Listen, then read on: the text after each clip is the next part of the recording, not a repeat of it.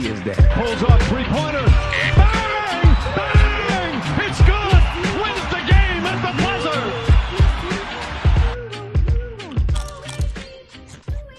Howdy, partners. Welcome back to the Hoop Junkie podcast, the #1 sports podcast in the world. According to us, according to y'all. I'm your host, Zach, and I'm joined as always by my Southern gentleman friend, man himself, Chance Baker. How you doing, Chance? Man, I'm doing better now. I like the vibes that you're bringing to this one. I respect it. You know, I felt like I was like, hey, look, if we're going to do an Eastern Conference preview today, I'm going to go full Western mode today. I'm just going to switch it up, man. You know, my Mavericks have tipped off and started playing some preseason basketball and looking terrible in Abu Dhabi. And I am not doing my overreactions after one preseason game. I'm not doing it. We'll save it until preseason's halfway through, and then we can make our final judgments. Yeah. You're right. You're right.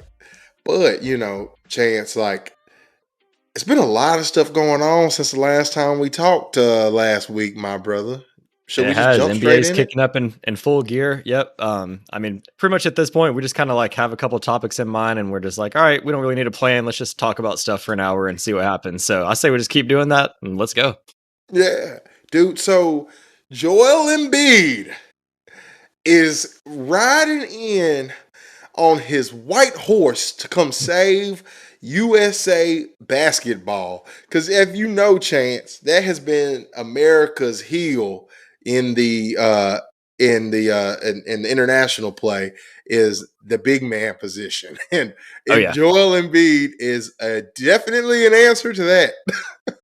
Yeah, definitely. I mean, when you're going up against guys like Jokic coming up in international play, like, I love Jaren. Like, he's my favorite Grizzly, one of my favorite players in the league, but he's not a true five. And like, you know, him being in that position during the FIBA World Cup to be solely relied on as their true big man. He's not a strong rebounder. And, you know, that's been an issue, as you said, for the American team for a while is, you know, when you look at a lot of the great big men, you know, around the world are international players. And so to keep up with those kind of guys, having a guy like Embiid, that's going to make a massive difference. So I'm excited. It sounds like LeBron's got the group text. He's rounding up the troops, and we'll see who's the next to say that they agree. But yeah, I think it'll be a star-studded team for sure. Well, dude, I mean, you've had Steph say he's in. You've heard D-Book say that he's in. LeBron, KD, I mean, this is one of those years like, you know, normally times people will say, you know, hey, I'll make my decision a little bit later, but like these guys aren't messing around this year. These guys are like, you know, and it's kind of like you hate to see us like not win golds, but sometimes these circumstances usually make for a hungry and motivated a group being put together. They're like, hey man, we're not gonna go over here to Paris when, you know, while Paris is struggling with this bed bug infestation. Have you seen that? I don't know if you've heard about that, but there's a bed infestation. Yeah, there's a bed bug infestation going on in Paris right now ahead of the Olympics. So, yeah, they're like, hey, if we're gonna go to Paris and deal with these bed bugs, we coming back with some gold. Yeah, you have to. That's why I'm not an Olympic athlete, because, you know, you just never know what you'll have to deal with if you go sign up for that. So I just stick to my podcasting. But yeah, first I'm hearing of that. Then you got Olympic Village. The funny part about it is because like most of these Olympic athletes like aren't like millionaires, right? Like most of these Olympic athletes, you know, they play pretty, you know, modest sports. But it's funny with like these USA basketball guys, like they're all millionaires, in some cases billionaires, right? Like, and then you start talking about when they go play for the Olympics, and they're all in Olympic Village, sleeping in these twin beds and things of that stuff. That just is always just mind-boggling to me. Imagine just seeing these guys living under those conditions, right? Yeah. I mean, look at how they acted when they had to go to the bubble and they're in this nice, like 5-star, you know, resort, and they're like, oh, this is crazy. Like, this sucks. Like, yeah. They get a little spoiled at sometimes. Oh yeah, dramatic about the bubble, but I mean, but then you're staying at Disney World. Hey, Chance, I went to Disney World last year, and let me tell you something. I spent everything north of $2-3 just to sleep in their bubble experience. Yeah, that was a lot of money for me. Exactly. Yeah. Well, but anyways, I think that's a cool thing with Embiid joining the red, white, and blue I'm excited to see what this final team is when they put it together. But we'll see. But in other news, Embiid's actual teammate with the Philadelphia For now. 76ers, yeah, for now, decided to show up at practice in Colorado over this week. Chance, do you? Well, there's a lot of different angles that you could take with this, right? James is coming back and he's bought in and he's ready to go in and chase a ring with Embiid, or he understands that for him to play that game with his market value, he's got to show up to work, right? Where do you think is in James Harden's head and his team? What do you think they're thinking right now? From what it seems like to me, I think it's the latter. I think he just knows that he has to show up to, get his paycheck and, like you said, keep his value up. So I'm not really hearing anything that makes me think that he's completely bought in now and he's, wanting to try to win a ring with Embiid. I think he's just showing up because he has to. From what I've read, there hasn't really been any drama. There's no like Ben Simmons like practicing with his phone in his pocket situation as of now. Like I think he's kind of going through the motions at practice. I've read some reports where the Clippers have, made some serious offers, but the Sixers, they got to keep their bargaining chips high and ask for the moon for him. So could be a little bit of a stalemate. You saw what happened with Portland. If you hold out a little bit, sometimes the offer goes up or you can get the right deal. So I'm curious to see how long they end up letting this drag on. But yeah, I don't think he's planning to change course and try to go win a ship with Embiid. I think he's just doing what he has to do. But I don't know. What do you think? Dude, I mean, I feel the same way. I mean, I just think like this is kind of a losing battle. I mean, he's got 1 year left on his deal. Like, so I understand he wants to be traded, but when you're a player of James Harden's caliber, teams don't just let you just decide to walk off, Right. Um like the team has to recoup something for you, right? And that's why you saw the issues even with Ben Simmons last year. And that's why you saw like the drama around Kyrie Irving and Kevin Durant when they got traded. Yep. Like like it's only so much currency these teams have, right? And it's just a super tough thing. And I understand that James wants to go because like I said on the last pod, Chance, if Moore gives me a wink, wink, nudge, nudge, and tells me, "Hey, I'm gonna make it good for you. If you take care of me, I'm gonna take care of you." And then I get to the time where it's time for you to take care of me, and I'm sitting there looking crazy. I'm Yep. telling you something. I'm gonna be pissed off too. Uh, so I get that, but I just really don't see many options for him. The only option on the table right now is looking like the Clippers, and then it's really the Clippers. How much are the Clippers going to want to trade for somebody that they could technically go out and get next offseason, right? Right. So Exactly. you're going to go give up Terrence Mann and draft capital. I don't know if that's worth it for a team that's already giving up so much draft capital to get Paul George and Kawhi Leonard. Yeah, it says the And so Clippers offered an unprotected first and a pick swap, but yeah, the Sixers are trying to get Terrence Mann and multiple first round picks, and it's just like, is he really that valuable at his age, especially with his playoff history? So, I mean, maybe they meet in the middle at some point, but I mean, I think an unprotected first and salary filler, a pick swap, that seems more than fair for Harden at this stage of his career, in my opinion. mhm. Yeah, I don't know. I don't know, man. I'm just glad that I'm a fan of this game and I get to sit back and watch this good old free entertainment as far as the Philadelphia 76ers, James Harden and Daryl Morey. Because it's funny because you sit here and we talk about all this, the hot news is the Taylor Swift and Travis Kelsey right now, right? But the NBA has got its own drama with this Daryl Morey and James Harden thing because like they have been NBA best friends for, Yeah, for the longest, right? This is just the weirdest thing ever, and I definitely it seems like everything's kosher, but man, this it could get a lot uglier than what it is right now. yeah, definitely. So, Chance, preseason's tipped off. So we've got two teams in Abu Dhabi. And and I don't really have much takeaway. It's just preseason, and it's not much. You can't really read too much into these games, right? But the one So thing, I didn't watch it at all. Let me hear your takeaways since I've literally watched none of it. Haven't kept up with uh, it at all. So what did I yeah, miss on the Mavericks preseason premiere? Well, I mean, from a basketball standpoint, I mean, Luka Doncic is still Luka Doncic. I mean, I was kind of worried he's got a banged up thigh, and so I'm kind of worried about that. But I mean, he had like 25 points in like 14 minutes or 15 minutes, something like that. So, I think that's okay. Um, Kyrie had a cold night, and but he didn't play much. Um, I was excited to see Derek Lively and Omax, the two rookies. They look like rookies, but I think Derek Lively has all those Tyson Chandler comps. I think those are real. He's young though, so relying in this league, relying on a center is as a rookie is just that just doesn't happen, right? Right. And so like centers and point guards, we all know they usually take a little bit more time to develop versus Right. versus wings.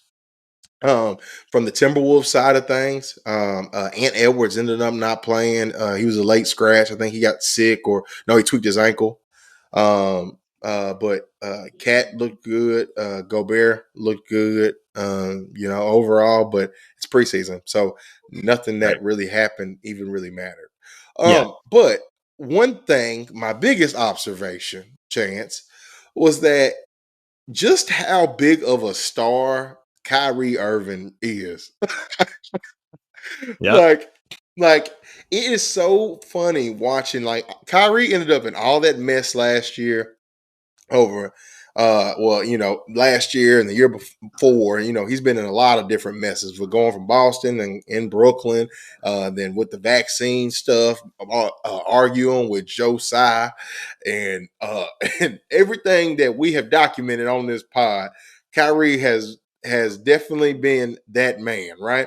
But it is so funny because in Abu Dhabi, he's out there, man, and you saw like you could just see the reaction with the kids where like the Timberwolves hosted a training day with these kids, and then the Mavs did the same thing, and you could just see how like all the kids were so amped up to just work out with Kyrie Irving, right? Yep.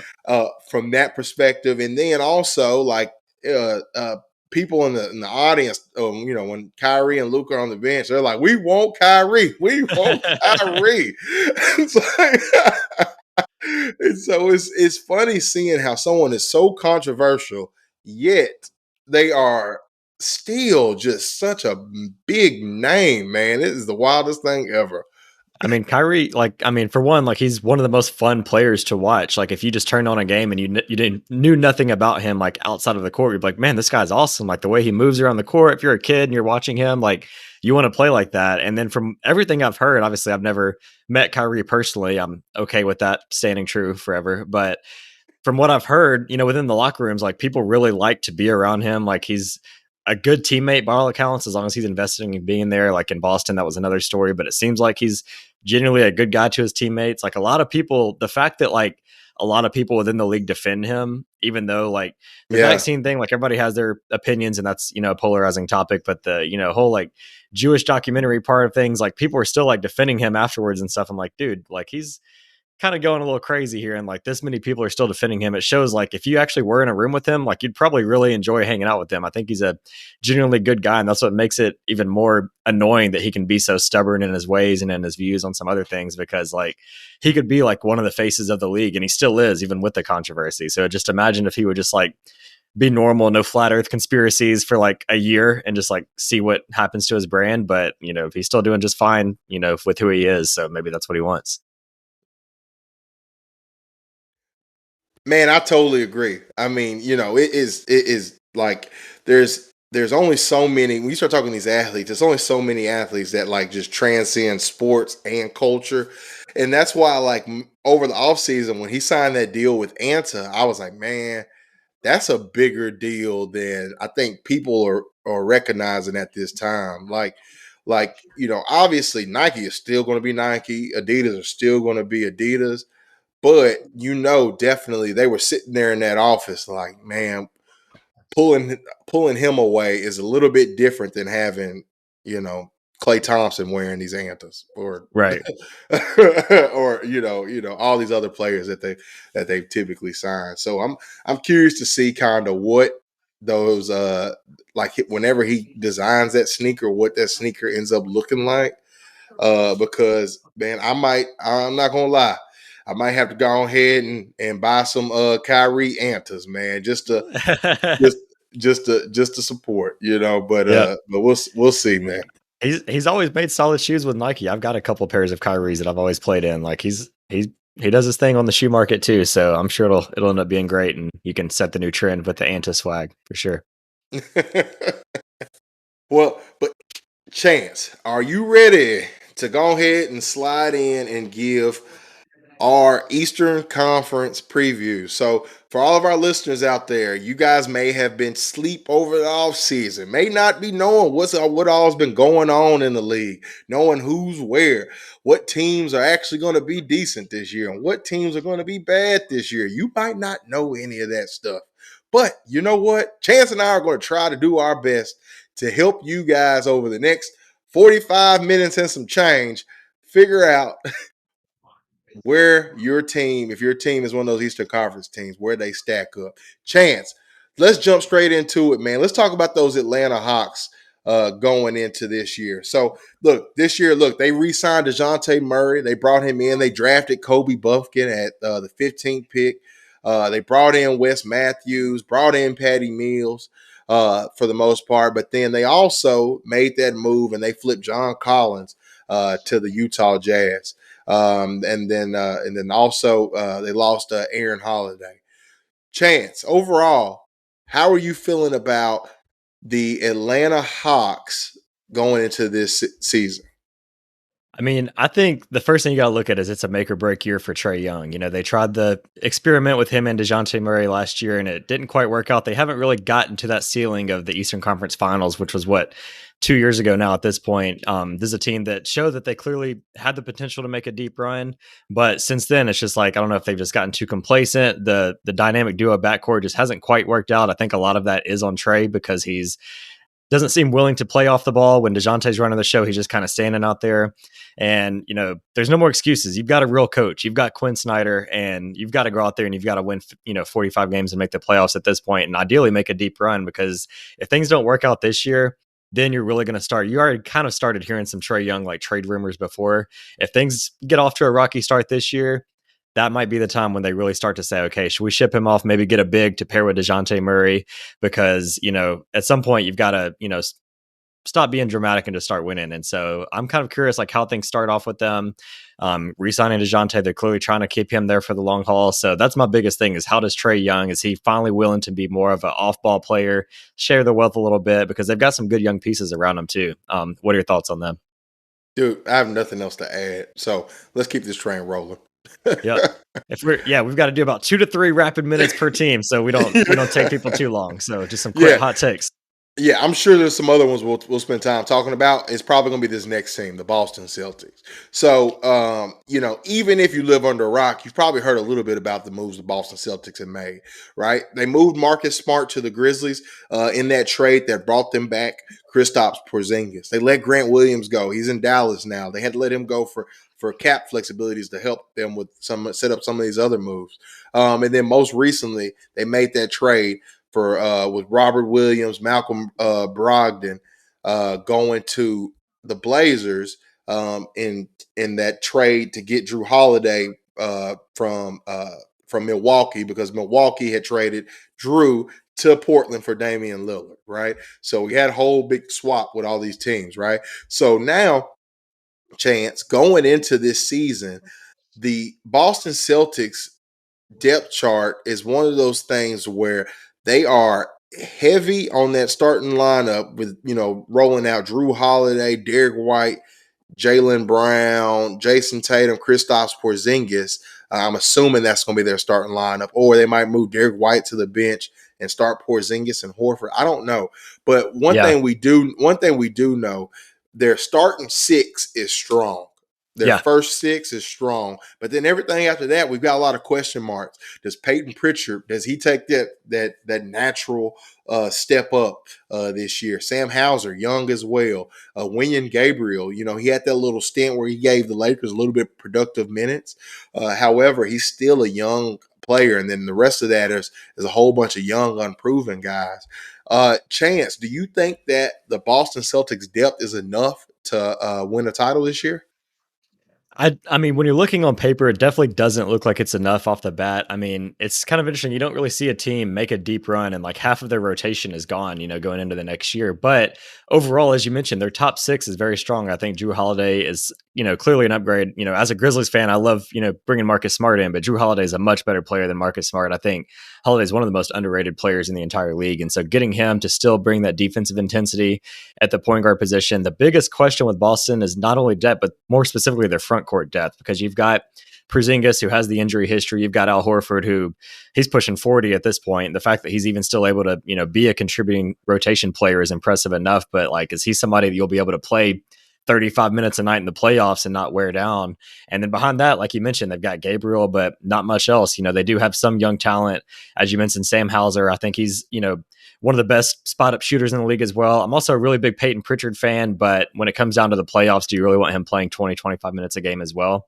So no, I don't think they have the depth right now, but they do still have a few other future assets where they, compared to Milwaukee basically is done. They have no future picks or nothing. Boston still has a couple trade chips that if things get to the deadline and they still need to make that one or two more pushes, they can still do that. And so I think when you have a top six as good as theirs is, as long as Porzingis can stay healthy, that's a big question mark. Porzingis had a really sneaky, really amazing season for the Wizards last year. I think that was his best season of his career so far. And if he can bring all Yeah. of that, bring that momentum in, I mean, they're definitely one of the top two favorites in the East, but they have some time to kind of see how it looks and then kind of make their move from there.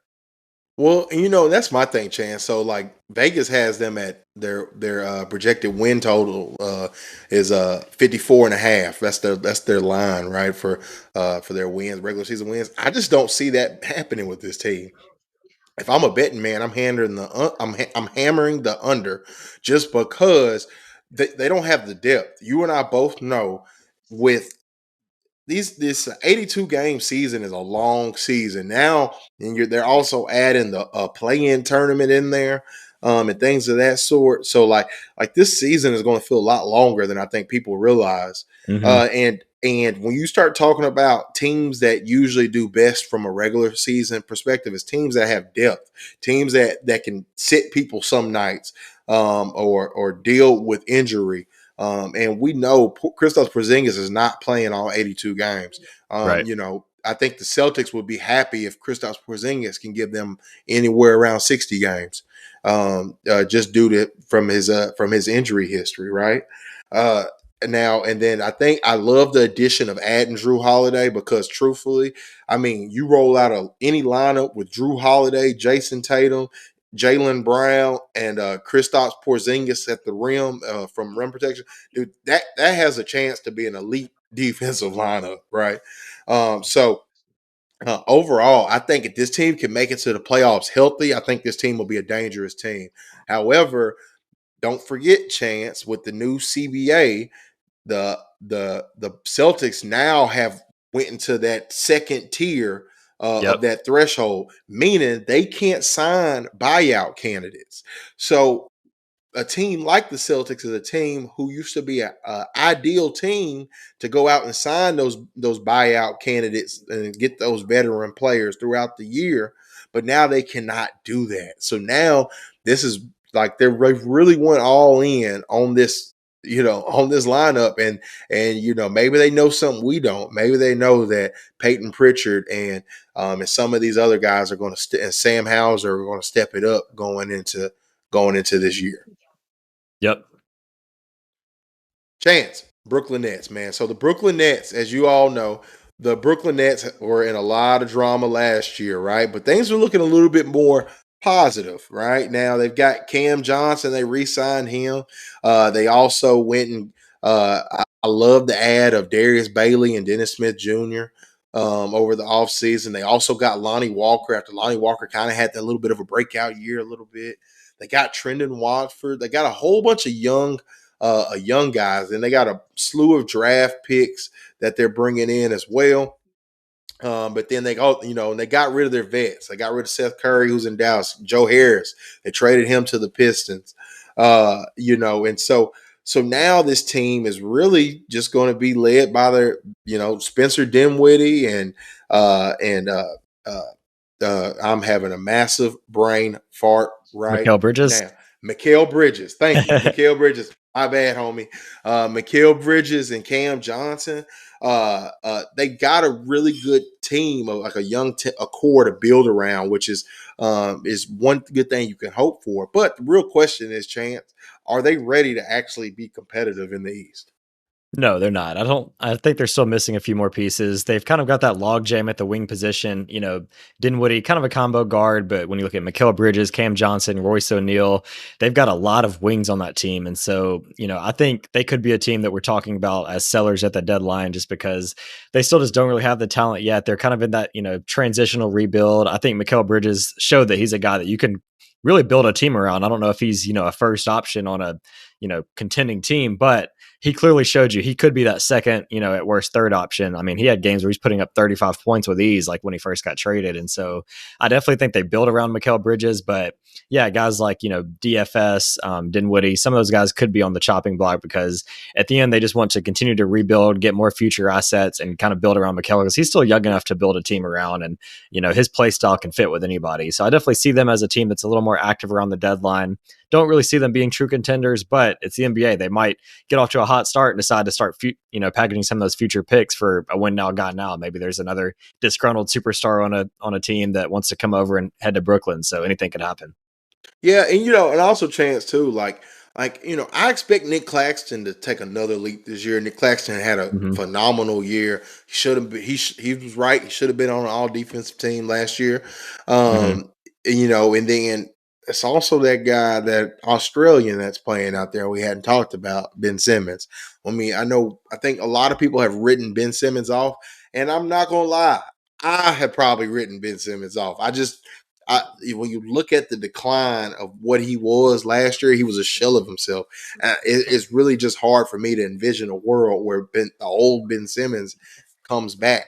And Yeah. so I don't know. I don't know. So I mean, but if Ben Simmons if everything works out well for the Nets, I mean, this team can make a play in, and this team could probably sneak into the bottom of the playoffs if everything went right. But I just don't see that happening for this team.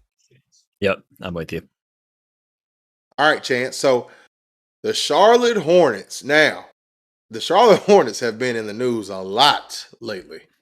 uh this off season, and then even last season, right? So PJ Washington, he re-signed this, which took a while, but he finally re-signed. Yeah. They drafted Brandon Miller at number 2.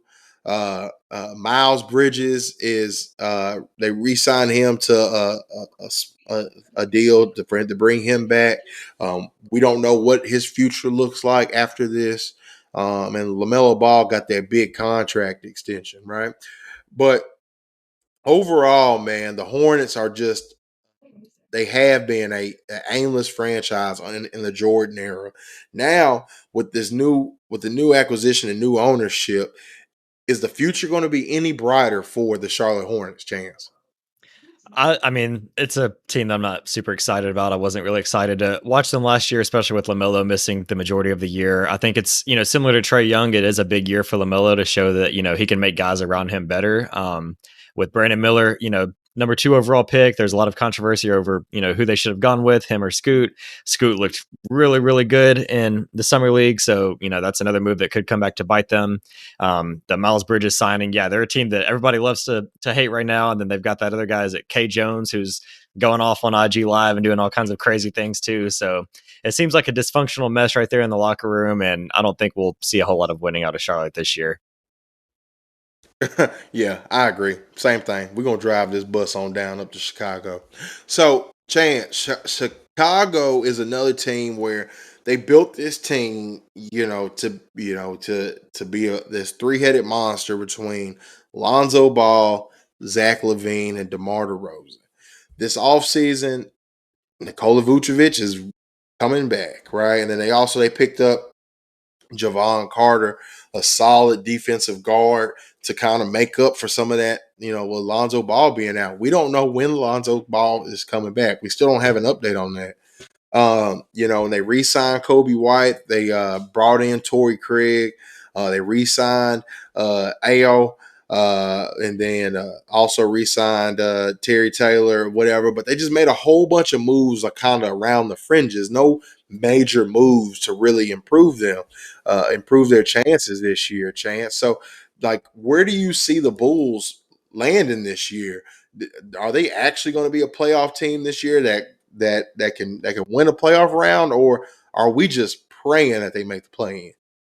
I mean, I think the Bulls at this point, they're still just that middling team. I think, making the play in would be a success, even with their roster. You've got guys like DeRozan and Levine who are borderline all stars every single year, but I still don't think they just have enough talent. They're a team that I would say should be, sellers, just like we were talking about before, but I thought they should have been sellers last year and they, gutted it out. So not too excited about the Bulls, but they are intriguing. I think they, could give a lot of fight. They've got a lot of good young, like scrappy guards that play defense. When you've got Caruso, Javon Carter fits that mold. Ayer Dosunmu is another guy that just a lot of guys that are going to get into you, make you work 90 feet down the court. So I think they'll, give some teams some trouble. But at the end of the day, like with how good the East has gotten and how top heavy it is, like I don't think this is a team that has enough to really contend. I think best case they sneak in as like a 7 or 8 seed and get, swept by the Bucks or the Celtics. So like I'm not super excited about the Bulls this year. I think they've still got a couple moves, and this will be the year I go ahead and split those pieces off to Rosen and Levine and try to get future assets. But we'll see what they decide. Yeah, I agree. Chance, the Cleveland Cavaliers. So they were able to pry Max Struess away from the Heat. Karis LeVert re-signed. They went and got Georges Niang. Uh, they also Damian Jones. They've got him traded from the Jazz. Monty Bates. They drafted him. Overall, the Cleveland Cavaliers, it looks like they were a little bit active over the offseason. I mean, I would say they had a good offseason, but is it really enough for them to compete with some of those big dogs in the East? Yeah, I think they're similar to last year. I think they're that second tier, right? I don't think they've got enough, to compete with like a Boston or a Milwaukee, but this team should be a playoff team. I think they could be a home court advantage team. Biggest thing for them is, they've got two pairings that are still trying to figure it out. In the backcourt, they've got Garland and Mitchell, and, the team started off hot, but it was always like one or the other. Like Garland missed some time. He had that weird like eye injury at the start of the season. So Mitchell was going off. And then when Mitchell missed some time, Garland would go off. They both got the talent to, lead the team, but it seemed like when they were playing together, once it got to the last 4 or 5 minutes, it's like, okay, your turn, my turn. And you could tell that neither of them was really used to playing with another ball dominant all-star level guard. And so that's an interesting pairing. We'll see if they can have more chemistry this year. And then on the other end, on the front court with Mobley and Allen, similar thing. These are two big guys. Neither of them really stretched the floor. Neither of them looked great at all in the playoffs, especially Jared Allen. He even said afterwards, like, yeah, the lights were a little too bright for me. And so do they decide to run that back, or do they decide to kind of split those bigs as well, build around Mobley and maybe get, that true wing? Because you go out and get Struess, and I think that's a good fit for, what they needed. They needed a guy that can knock down shots, but could they decide to go for an even bigger, maybe like an OG or someone, and maybe they, split Allen and, send him off to Toronto? Something like that could be in the works, but I do think they're one or two more moves away because, some of the lineup construction just doesn't really make a lot of sense. And I don't know if it has long-term potential there. Detroit basketball. All right, Chance. So the Detroit Pistons, man, the Detroit Pistons were active, active, active, active, right? They have been kind of just sitting in the bottom of the gutter for a while, but they went and got Monty Williams from the Phoenix Suns, and then to coach their team. They drafted one of the Thompson twins with the fifth pick. They went and got Joe Harris, some veteran leadership to add to that young locker room. Then they also made a trade for Monty Morris. They drafted Marcus Sasser. And they also had a couple re-signings on that team. But overall, Chance, how do you feel with Kate Cunningham healthy? and Jaden Ivey going into his second year. How do you feel about the Detroit Pistons going into this season? Yeah, I think it's going to be a good year for the Pistons. I think the team, the fans have something to be excited about. They've got a lot of young talent with Cunningham being healthy. I'd love to see, how he looks finally fully healthy. Last year was just a bummer, with the early shin injury that he had. Ivy looked great, had a great rookie season. And, they've got a couple of really good young bigs too. Jalen Duren from Memphis had a great, rookie season. Wiseman from Memphis, not so much so far, but, he's in a new scene and, sometimes all it takes is, a change of pace, get a full off season to kind of regroup. So he's still got the potential there as well. I don't think they're going to necessarily, win a lot of games. I don't think they're expecting to win a lot of games, but this is kind of that rebuilding year. They've got a lot of young talent. They're going to be really fun to watch. And then Asar Thompson is going to be somebody that I think the fans are really going to like too. I think both of those Thompson twins have a lot of potential and they'll fly up and down the court. They've got a lot of athletes. They're going to play fast. I think Cunningham has a chance to show that he can lead the team and kind of be that leader going into year 3, even though he didn't play last year. I think he's, got the maturity to kind of like put this team on his back. And so not a lot of winning, but I think it's going to be like one of those teams that you just tune in for, the first game at 6:00 on League Pass and you have a blast just watching them fly up and down the court. Yeah, and then the interesting thing I'm watching is there's been rumors coming out of Pistons training camp that basically Monty Williams is not going to be playing all these bigs.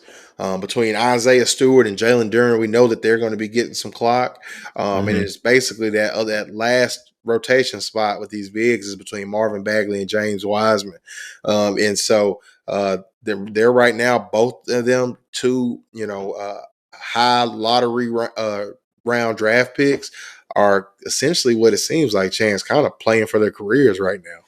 Yep. Seems like it. So keep my eyes on that in Detroit.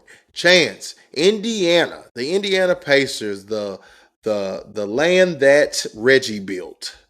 So Tyrese got the bag. This Yep. Well deserved. well deserved.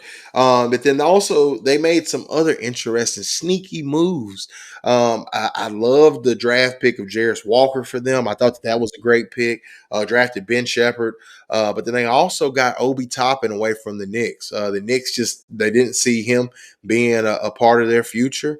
And so they let him go, right? They made that trade. And they brought a crucial person of the Denver Nuggets championship team, Bruce Brown, into the Pacers organization. So overall, Chance, this Pacers team, how do you feel they did this offseason? And do you feel like they'll be able to take a leap going into this year? I'm really high on the Pacers this year, actually. I think the moves they made were great. I'm with you. I love the Jarris Walker pick, guy that played in the American Athletic. I think he flies up and down the court, great athlete. He's going to work really hard. I really enjoyed watching him in Summer League. He actually impressed me as far as like being a lot more well-rounded than I expected.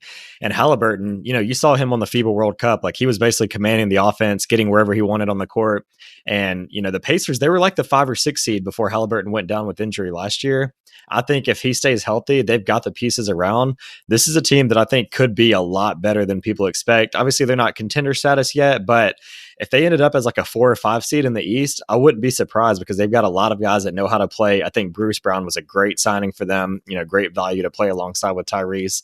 So I'm pretty high on them. We'll see what they do with Buddy Hield. That's kind of been, lingering in the background for a while now. We'll see if they finally make the move, get some more value from him. But overall, I think the Pacers could have a really sneaky good season and another team that'll be a lot of fun to watch with, Halliburton and some of these young athletes flying up and down the court for sure.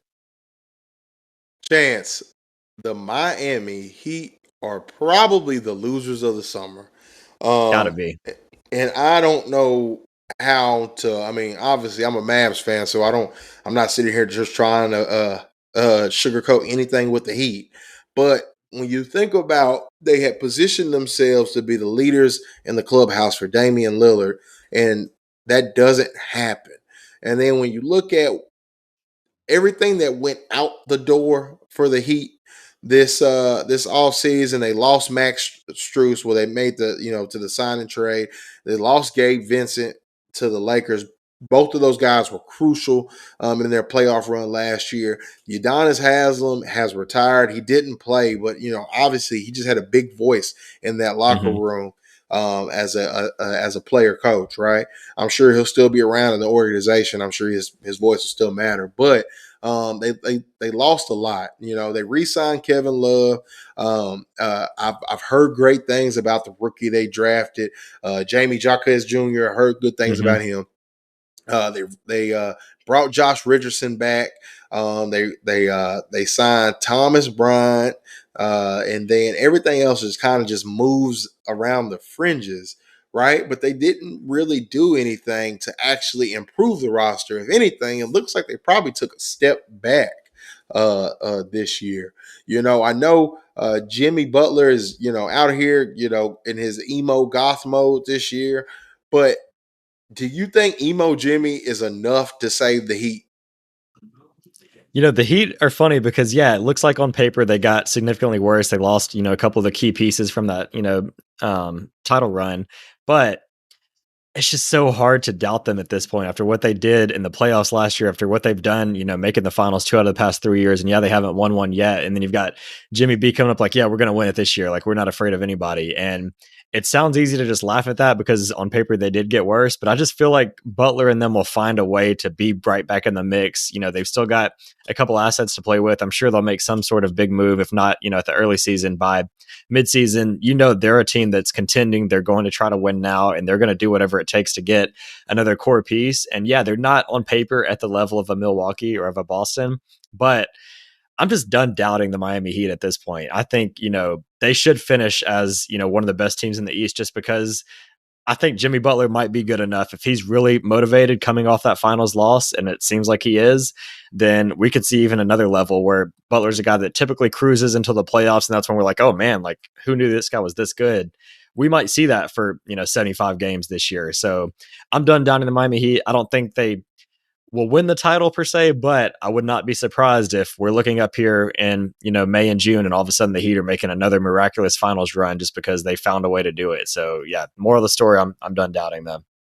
I mean, honestly, Chance, I mean, I think that's a very fair perspective. I mean, because even when you talk about some of these other things, like we talked about Boston, Boston they have much more talent on that team.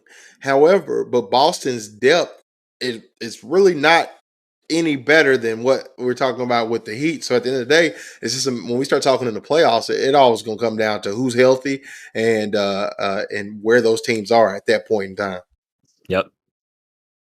Chance, the Milwaukee Bucks. I know we've talked about this team already, and this team has been the talk of the town. They re-signed Chris Middleton. They made the Dame trade. They re-signed Brooke Lopez. They re-signed Jay Crowder. They bring in the other Lopez twin, Robin Lopez. They bring Cam Payne in to play some backup point guard minutes.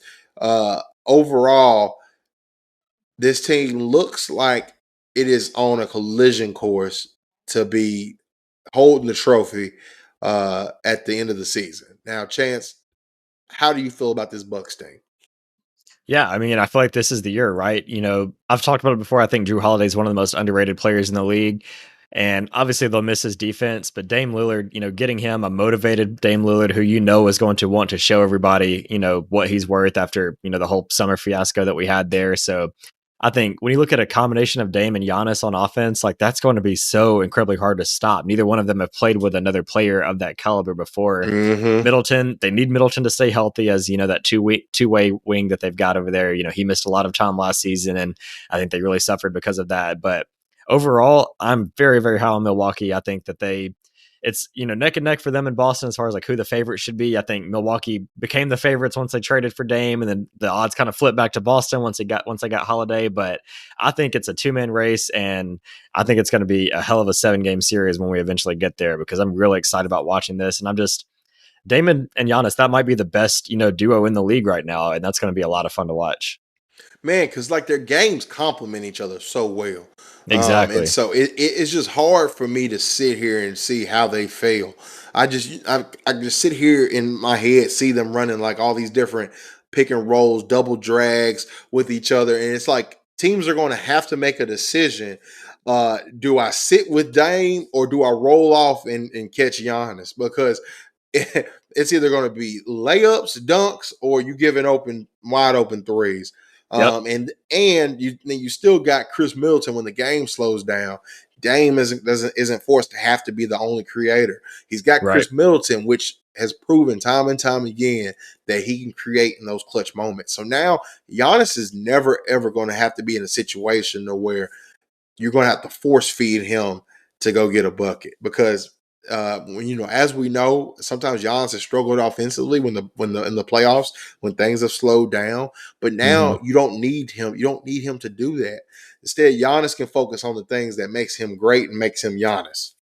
Yep. Chance, the New York Knickerbockers. Okay. Dante DiVincenzo and is brought into New York. They give Josh Hart a contract extension, just further solidifying the Villanova boys' time in New York. But overall, they didn't really have a loud offseason. There was rumors about Julius Randle. Does he get moved? Do they finally do something with him, or is RJ Barrett the person of the future, right? But overall, I mean, their team is relatively the same. Uh, how do you feel about the New York Knicks' chances going into the season, Chance? Yeah, I mean, I think you see a pretty similar season this year. I think the Knicks kind of surprised some people, particularly Brunson. Like, obviously, you as a Mavs fan, you knew that, he was coming along, but I don't think anybody really expected him to be this good in his first season with New York. And so, biggest thing for me is, can RJ Barrett finally make that leap? He's had flashes a lot over the past couple of years. It's kind of up and down in the playoffs as well. So, can he take that leap and be that really go-to wing? Because when you look at their team, like they've got just a lot of like weird pieces, kind of weird fits as well. The Julius Randle thing, I don't think he's a great fit over there. I thought they may need to, flip him and try to find like another big to go along with Mitchell Robinson over there. I just feel like Randall has such a particular play style. He's pretty ball dominant too. So him and Brunson aren't the best fit. I think it's another season where they probably end up as like the 4, 5, 6 seed, but they just don't have enough firepower to take on one of these big teams as well. So I think they're a team, they get in the playoffs. I don't even think they're on the play-in level. I think they're a top 6 team, but I don't see them making it past the second round just because there's too many other teams with more talent in the East. Yeah, I agree. Chance, the Orlando Magic. Anthony Black, I love that draft pick by the Orlando Magic at number 6. The guard forward out of Arkansas. Very much, if you watch his game, it's like almost like watching Luka Doncic in college basketball type of stuff. It's super fun to watch. Love that. They brought in Jet Howard from Michigan, re-signed Mo Wagner. They brought in Joe Ingles to give him a veteran presence. Uh, Overall, Chance, the Magic have always been a team of late since Dwight Howard left. It's just kind of just been hanging around, floating, kind of in the bottom of the Eastern Conference. Do you overall see a positive uh, uh, trajectory for the Orlando Magic this season? I definitely think it'll be a positive trajectory. I really like the young pieces they have, starting with the draft. Jet Howard, I think, is, a guy that can knock down shots from anywhere, will be a great fit next to Black. I liked Anthony Black in the summer league. I think the jump shot is, a big concern. And so if he can develop that, that'll open things up a lot for him.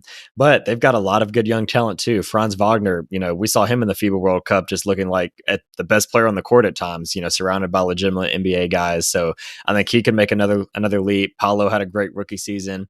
They've got a lot of good young talent. They might have kind of a logjam at the guard position when you've got Fultz, Cole Anthony, Jet Howard. They just drafted Anthony Black, Jalen Suggs. They've got a lot of, those younger, like tweener guards. So they might have to make some decisions there. But overall, it's not a team that's probably going to make the playoffs. At best, they might sneak into the play-in and, give their young guys some experience in a high competitive game. But I think this will be another team that's going to be a lot of fun to watch. They have a lot of good young pieces, and you might look, in a year or so, if they keep on this trajectory, then they could be a team that's actually, ready to make that leap in the East. Yeah, I agree. Chance, the Philadelphia 76ers. This is a team we've talked about a little bit. We understand all the drama that's going on around James Harden. Is he staying? Is he going? Are him and Daryl Morey still getting lunches together? We don't know, right? We know all the drama surrounding James Harden, but the Sixers have sneakily made some good moves this offseason. They bring in Kelly Oubre Jr. They go bring in Pat Bev. They re-sign Paul Reed and they re-sign Montrezl Harrell. They bring in Mo Bamba, Danny Green.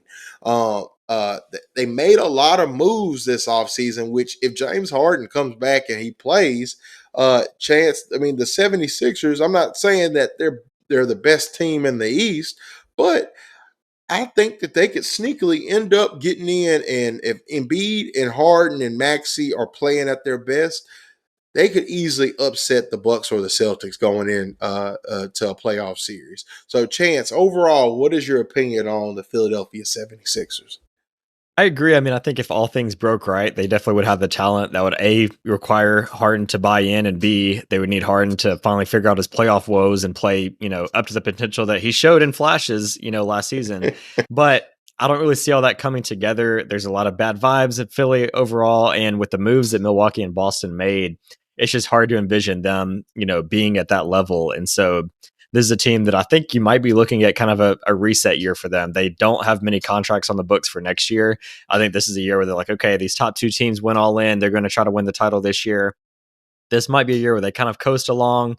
They'll make the playoffs because they have Joel Embiid, and so they should be good enough to make the playoffs and potentially even a top 4 seed. But it would take a lot to go right for them to make a deep run. And so I think this might be a year where they're just like, okay, let's reset, let's figure out the hard situation, get some future capital, and then go all in next season. So that's kind of where I'm at with them now. Obviously, things could change quick, and Daryl Morey is not a guy that's going to be happy just kind of like coasting for a year. So obviously, things change really quickly, but I don't really see them at that top level right now from the Philly side.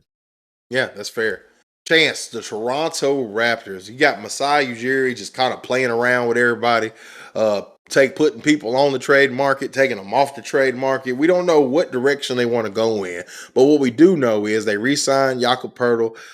They drafted Grady Dick at 13. Dennis Schroeder ended up finally finding a team and landed in Toronto. They got Jalen McDaniels in free agency from Philly. Garrett Temple as a free agent vet.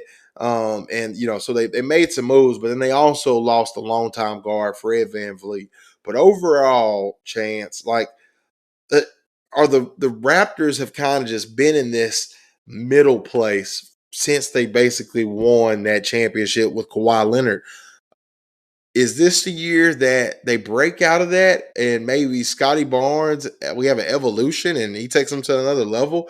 What is your opinion on outlook on the Toronto Raptors? Yeah, it's a curious case because last year we all thought they were sellers at the deadline, that OG was on his way out, possibly Siakam, Gary Trent, and then what do they do? They go and buy Jakob Pertl, and they're like, buying as if they were a contender. And so this year I would say the same thing, like, oh yeah, they're going to be, selling off and, possibly flip Siakam finally, but with Masai Ujiri, like you said, you never know. Like, he's playing fantasy football, he's putting one guy on the trade block, and then he's getting offers, then he's taking him off, and so you never really know what he's going to do. I think on paper, I really like the team. You need Scotty Barnes to take a bigger leap than he did last year. He had a great rookie season and he kind of had a sophomore slump, you would say, going into his last year. And so I think you really want him to elevate his game more, both as a shooter and a playmaker. He just, didn't really take that leap. And so I think it all starts with him. But, Dennis Schroeder is, somebody that can almost, I wouldn't say replicate what Fred VanVleet did, but VanVleet kind of had a sneaky, really poor shooting performance the past couple of years. And so I think, Schroeder could increase their efficiency a little bit from there. But overall, they still kind of have a log jam.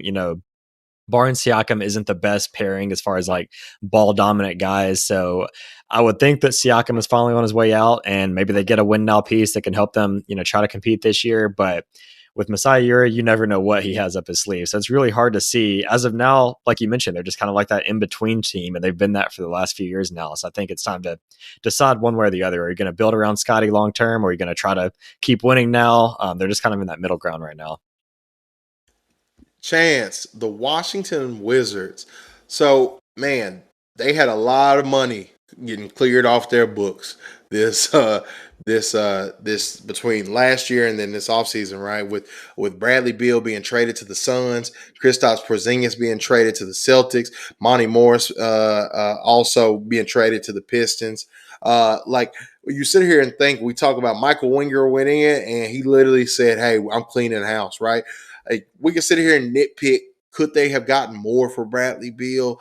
They probably could have. I mean, they probably could have, but at the same time, that's just speculating, right? Because Right. Bradley Beal, he had that crazy no trade clause, and Mhm. he was honestly a player that was getting paid more than his actual value and worth is to most NBA teams. So moving his large contract and moving Porzingis' large contract opens up a lot of flexibility for Michael Winger and the Washington Wizards moving forward. Now, Chance, what they did in this offseason, they did re-sign Kyle Kuzma. They got Jordan Poole from a trade with the Warriors. They drafted Victor Wembanyama's teammate, Bilal Yep. Koulibaly, right? I think that's how you say it. I believe so. Drafted at number 7. They brought Tyus Jones in from the Grizzlies. They got Landry Shamet from the Suns in that trade with Bradley Beal. Mike Muscala's coming on board. Danilo Gallinari's coming on board from the Porzingis trade. They got Patrick Baldwin Jr. from the Warriors. Taj Gibson, the old vet, re-signed with them. Uh, uh, Overall, Chance, the Wizards are looking like they're going through this transitionary period. Do you like some of the moves that they're making? Yeah, I mean, I think they did the best they could. The Bradley Beal no trade clause just really handcuffed, the long term, like what they could do with him. I think with the assets they had, I was, fine with the value they got as far as the situation they were in. I definitely think it's a reset year. I think they're going to be pretty bad. I think, we'll have some games where Jordan Poole might drop 47 and be all over Bleacher Report and, all over Twitter, but they probably lost 125 to 115. So, like, that's going to happen. I think Tyus Jones is, another one of the more underrated players. We saw how he looked when seemed like anytime Ja was out, he was an automatic, 20-8, 20-10 type of guy. And I think he could be similar to that over there, just distribute the offense, get everybody else going, get Jordan Poole going, just keep passing him the ball and let him take whatever wild shots he wants to take. But overall, I don't see them, doing a lot of winning this year. I do like the Bilal Coulibaly pick. I think he's a, interesting two-way prospect, really great defender. So seeing how he develops along the season will be interesting, but I don't see them making a whole lot of noise this year. This is kind of more like, okay, we got those big contracts off our books. Let's kind of throw some guys out there, see what happens. And then going into next summer, you might see them being a little more active, kind of building for the future. So that's kind of where I'm at with Washington, but they'll have some interesting games. That's for sure. Yeah, for sure, man. I really think defense is going to be an issue for this team. You look at their Yeah. roster, not a lot of defenders outside of what DeLon Wright, and so Daniel Gafford does hold some defense, but outside of that, I think defense is going to be an issue. I expect if you're betting Washington this year, I mean, always I would probably be betting the over on points scored, points allowed in those situations this year because I just don't see Yeah. that happening on this Oh, yeah. roster. Jordan Poole's not guarding anybody. We know that. Yeah, no, not at all. But Chance, that is our Eastern Conference preview, buddy. Did we I do it? I feel like appreciate you. that went by so quick. Yeah, we rolled on through that thing, and just we upheld our promise to our listeners. We kept it under an hour. So We did. We un, did. We'll see if we can do the until same next week. yes, sir. Until next time, we'll holla at you. Peace.